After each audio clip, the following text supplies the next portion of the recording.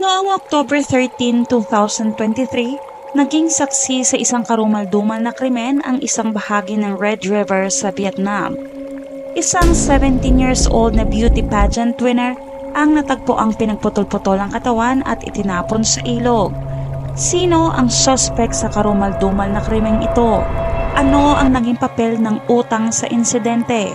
At ano ang tunay na dahilan kung bakit niya nagawa ang karumal-dumal na pagpatay? Sabay-sabay nating alamin. Kamusta? Ako po si Ces, ang inyong Pinoy Crime Documentaries Tagalog Narrator. Ako ay nagbabahagi ng mga totoong crime stories na isinalin sa Tagalog. Kung mahilig ka sa mga true crime kagaya ko, like, share, subscribe sa aming channel. Ang Red River o Song Hong ay isa sa pinakakilalang ilog sa hilagang bahagi ng Vietnam. Nagmumula ito sa mga kabundukan ng Tibet at dumadaloy sa patungong timog silangan sa habang 1,149 kilometers bago dumaan sa Hanoi, Vietnam, kung saan nananatili itong mahalagang pinagkukunan ng tubig, agrikultura at transportasyon. Kilala ang ilog sa mapulang kulay ng putik na dala ng buhangin mula sa kabundukan. Sa kasaysayan, nagsilbi itong mahalagang ruta ng kalakalan at ng mga sundalong naglalakbay. Hanggang ngayon nananatili itong simbolo ng katatagan at patuloy na pagbabago ng lungsod ng Hanoi. Nag-umpisa ang lahat noong October 13, 2023, bandang 12:30 ng tanghali. Isang lokal na mangingisda na si Mr. Chan Mandat, 31 years old kasama ang kanyang asawa, silang dalawa ay nangingisda sa Red River sa tapat ng Giang Cao Bat Chang Commune, Zalom District, Hanoi, Vietnam. Habang sila ay nangingisda, nakakita sila ng tila parte ng binti na palutang-lutang sa tubig. Mga 30 meters ang layo mula sa pangpang. Akala nila noong una ay binti lamang ito ng isang manikin. Hindi na bago ang gantong mga basura sa ilog kaya hindi na nila ito gaanong pinansin. Ngunit ilang sandali lamang may isa pang mangingisda na sumigaw. May nakita raw siyang ulo na nakasabit sa mga damuhan sa gilid ng pampang. Humigit kumulang 100 meters ang layo mula sa bangka ni Mr. Dat. Sa mga oras na yon, napagtanto ni Mr. Dat na posibleng isa itong kaso ng pagpatay, kaya agad siyang tumawag sa pulis sa numerong 113.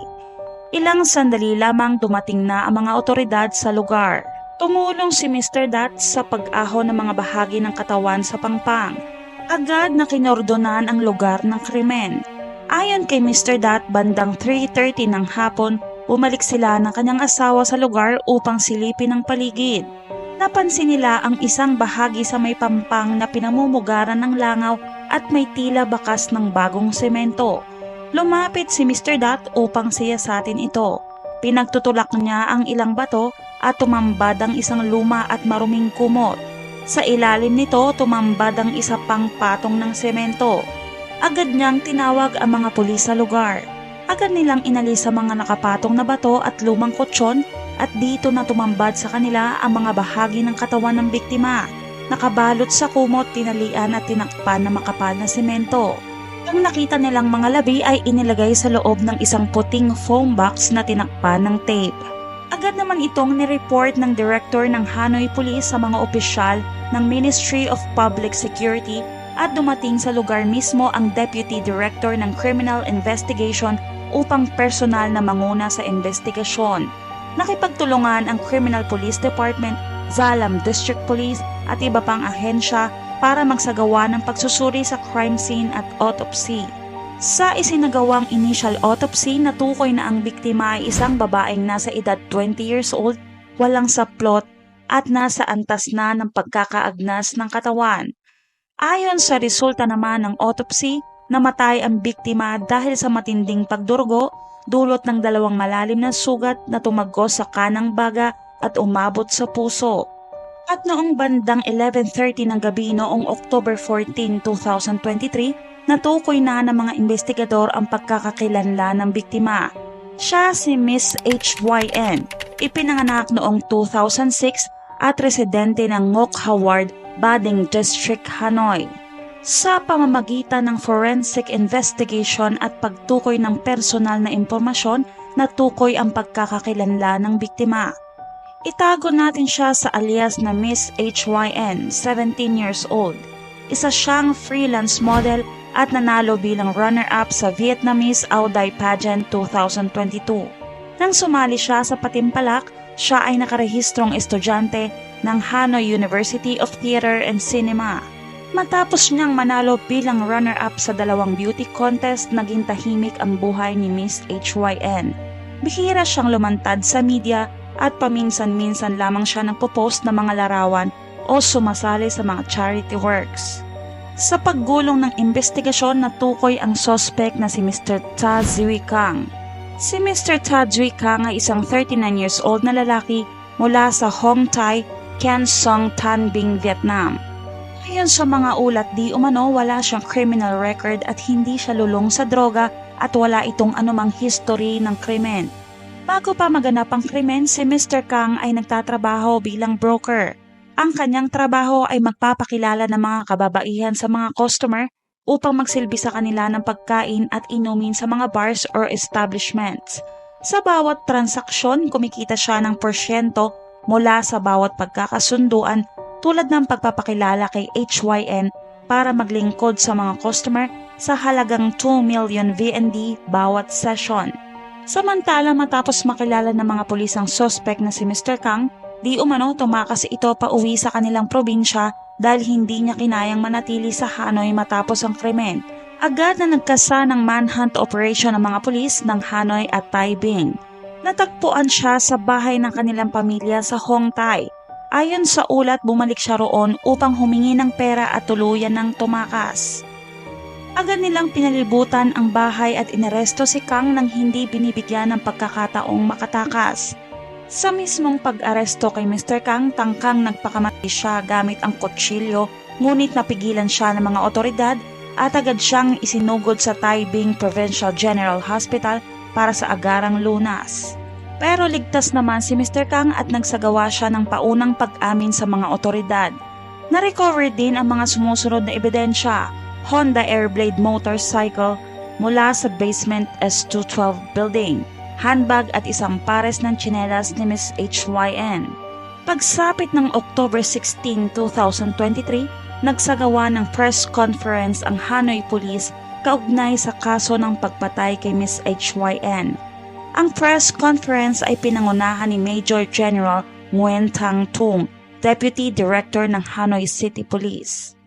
Sa naganap na press conference, ibinahagi ni Major General Tung ang mga natuklasan sa investigasyon, kabilang ang ugnayan ng suspect sa biktima, ang motibo sa likod ng krimen, at ang mga hakbang na isinagawa ng pulisya upang mahuli ang salarin. Sumagot din si Major General Tung ng mga tanong ng media kaugnay ng mga lumalabas na tsismis tungkol sa motibo ng krimen. Ayon sa paunang investigasyon, matagal nang may ugnayan sina Mr. Kang at si Ms. HYN simula pa noong unang bahagi ng 2023. Ayon pa kay Major General Tung, planado ang ginawang krimen ni Mr. Kang. Gayunpaman, dahil sa maagap na pagkilos ng mga pulis, naaresto si Mr. Kang bago pa matuluyang tumakas. Samantala, ayon sa testimonya ni Mr. Kang, ayon sa kanya, una silang nagkakilala ni Ms. HYN sa isang grupo ng mga receptionist. Dahil sa trabaho, naging madalas ang kanilang komunikasyon. Nakakatanggap si Mr. Kang di umano ng porsyento kapag siya ang broker ni Ms. HYN at ng isang kliyente. Noong April 2022, umutang di umano si Ms. HYN ng 60 million VND o mahigit 129,000 pesos kay Mr. Kang. Pero ang nabayaran lang daw ni Ms. HYN ay 5 million VND lang at mula noon iniiwasan na raw siya ng dalaga, minsan hindi sumasagot sa tawag o kaya pinapatay ang cellphone. Ayon kay Mr. Kang, una niyang binigay ang pera kay Ms. HYN sa halagang 15 million VND na cash. Ang natirang 45 million VND ay ipinadala niya sa account ng ibang tao ayon sa utos ng biktima. Ilang ulit siyang tumawag para maningil pero wala raw itong sagot. Kaya't dito na nagplanong makipagkita si Mr. Kang kay Ms. HYN. Ayon sa testimonya ni Mr. Kang, October 10, 2023, Tumawag siya kay Miss HYN at nagpanggap na may client raw na gustong makipag-inuman. Pagpasok nila sa sala ng isang apartment, siningil niya raw ito sa utang pero nagkaroon sila ng pagtatalo. Sa sobrang galit, kinuha ni Mr. Kang ang isang matulis na kutsilyo at sunod-sunod na sinaksak si Miss HYN sa dibdib. Matapos ang pananaksak at ang masigurong patay na si Miss HYN, pinagputol-putol ni Mr. Kang ang katawan at ipinasok sa isang puting foam box tapos ay tinakpan at binalot ng packaging tape. Matapos nito, tumawag si Mr. Kang sa isang taxi company. Isang taxi ang ipinadala na minamaneho ni Mr. TH. Dito pinasakay ni Mr. Kang ang foam box na may lamang bangkay ni Miss HYN. Bumiyay sila papunta sa Red River sa Giang Khao Village, Ba Trung Commune, Gia Lam District, Hanoi. Pagdating sa may hagdanan ng Red River, inutusan ni Mr. Kang si Mr. TH na ihinto ang sasakyan at tulungan siyang ibaba ang foam box. Pagkalis ng driver, bitbit ni Mr. Kang ang foam box at itinapon sa Red River ang ilang bahagi ng katawan ni Miss HYN, habang ang ibang parte ay inilibing niya sa gilid ng ilog. Matapos ang krimen, muling tinawagan ni Mr. Kang si Mr. TH upang ipahatid siya muli pabalik sa apartment. Pagdating sa apartment, sumakay si Mr. Kang sa kanyang Honda Airblade motorcycle papuntang Tang Tree Bridge at itinapon sa Red River ang dalawang cellphone ni Miss HYN. At ang bag at tsinelas ng biktima ay itinago niya sa isang paupahang kwarto sa Village 2 Ba Trung Commune na kalaunan ay nasamsam ng mga investigador. Noong October 12 ng hapon, dahil sa takot na madiskubre ang bangkay, bumili si Mr. Kang ng 125,000 VND na semento sa palengke malapit sa Daton Intersection upang takpan ng semento ang lugar ng libingan. Pero dahil matao sa paligid, umuwi muna siya at bumalik kinabukasan. Umaga ng October 13, mag-isa siyang bumalik sa Red River at ibinuhos ang semento sa ibabaw ng bangkay. Kinahapunan ng mabalitaan na nadiskubre na ng pulisya ang bangkay, tumakas si Mr. Kang papuntang Taibing sakay ng bus.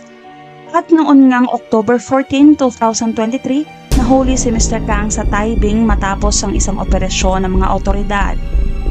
Noong September 30, 2023, binuksan na ng People's Court ng Hanoi ang unang pagdinig para kay Tadjoy Kang, 39 years old na taga Taibing.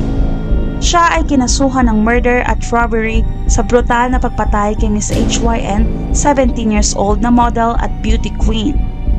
Sa unang hanay ng courtroom, nakaupo ang ina ng biktima na si Ginang Chang Tang T, 40 years old. Tahimik siyang nakikinig habang kitang-kita sa kanyang muka ang matinding sakit habang binabasa ang sakdal laban sa pumatay sa kanyang anak. Sa korte, sinabi ni Mr. Kang na sobrang nagsisisi siya sa kanyang nagawa at lahat daw na nangyari ay sobrang bilis. Pagkatapos ng krimen, hindi raw siya nakipag-ugnayan kahit kanino, pati sa kanyang asawa at mga anak ay hindi siya tumawag. Sabi pa niya pagka-uwi niya gusto niya na lang mamatay sa kahihiyan. Sobrang mali daw siya at gusto niya na lang tapusin ng lahat. Sa huling desisyon ng korte, sinabi ng trial counsel na bagamat nagsisisi ang akusado at tugma ang kanyang testimonya sa ebidensya, labis ang bigat ng kanyang ginawa. Bukod kasi sa kanyang pagpatay, tinangay din niya ang mga gamit ng biktima, pinagputol-putol ang katawan at itinago. Dahil dito, inihayag ng korte na nararapat siyang tuluyang alisin si Kang sa lipunan. Sa huli, si Mr. Tadjoy Kang ay tuluyan ng hinatulan ng kamatayan o death penalty para sa kasong pagpatay, 5 taon na pagkakulong para sa kasong pagnanakaw. At bukod dito, pinagbabayad rin siya ng danyos na halagang 334 million VND sa pamilya ng biktima. Sa ngayon, 100 million VND pa lamang ang kanyang nabibigay. Naway magsilbing babala ang kasong ito upang maiwasan natin ang mga ganitong uri ng trahedya at magtaglay tayo ng higit na malasakit at pangunawa. Kung may alam ka pang kaso na dapat mabigyan ng liwanag, i-comment mo sa baba. Huwag rin kalimutan mag-like, mag-subscribe at i-hit ang notification bell para updated ka sa mga susunod nating video. Maraming salamat sa panonood, hanggang sa muli.